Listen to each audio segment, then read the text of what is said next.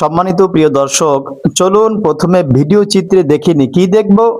রাষ্ট্রপতি শিহাবুদ্দিন চপ্পুকে ওনাকে যখন বলা হলো যে কিছু মানুষ বা কিছু দল বা গোষ্ঠী আপনার বিরুদ্ধে অ্যাকশন নিতে চাচ্ছে, তিনি এই কথাটাকে ধ্যাত বলে উড়িয়ে দিলেন এবং তিনি আরো বললেন যে আমি যখন সংসদে বক্তব্য রাখতেছিলাম তখনও আমাকে এই ধরনের হুমকি দামকি দেওয়া হয়েছে।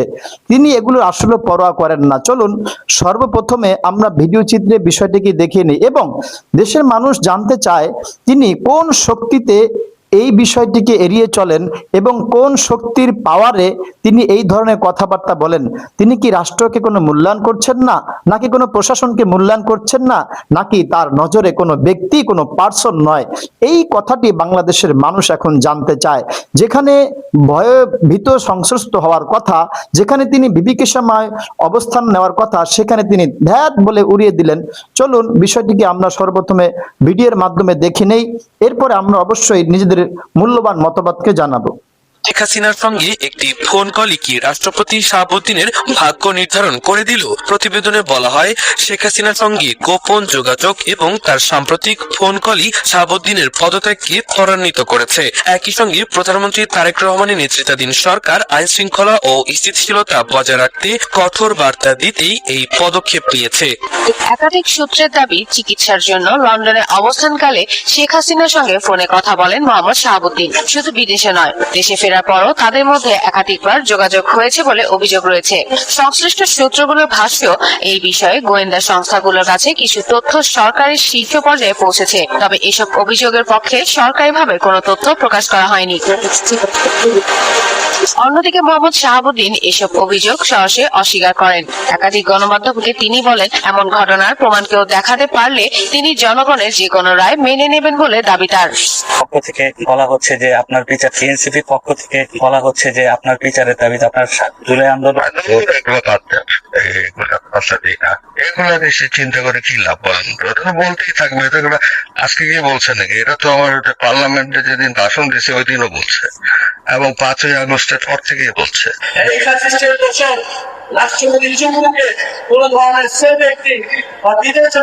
পক্ষ থেকে, এনসিপির পক্ষ থেকে বলা হচ্ছে যে আপনার বিচারের দাবিতে আপনার জুলাই আন্দোলন, এগুলো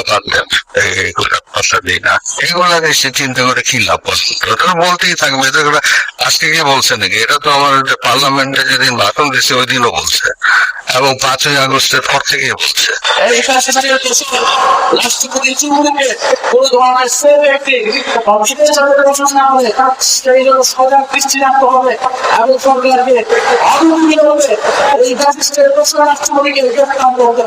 আজকে রাষ্ট্রপতি চক্ষু পদত্যাগ করেছে, আমরা চক্ষুকে গ্রেপ্তার ঠিক জানাই, চক্ষু জানে কোনোভাবে আসলে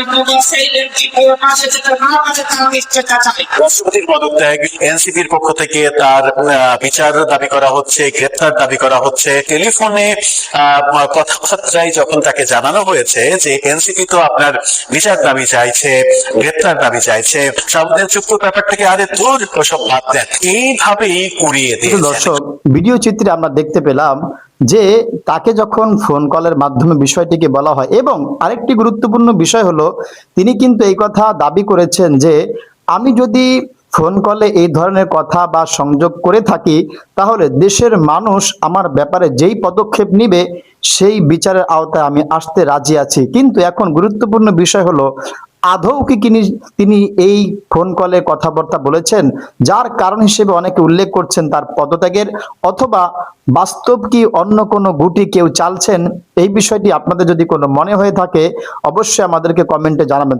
তারপরেও আমরা বলবো সঠিক তদন্ত হোক, যে যারা এর বিচারের আওতায় আনার কথা বলছেন তিনি বিদেশে যাবেন, চিকিৎসার জন্য যাবেন, যেই করবেন সেই করবেন সেটি ভিন্ন বিষয়, কিন্তু অপরাধ যে করবে, দেশের সাথে দেশের মানুষের সাথে গাদ্দারি যে করবে, অবশ্যই তাকে বিচারের আওতায় আনতে হবে, কেননা বিচার সবার জন্য সমান।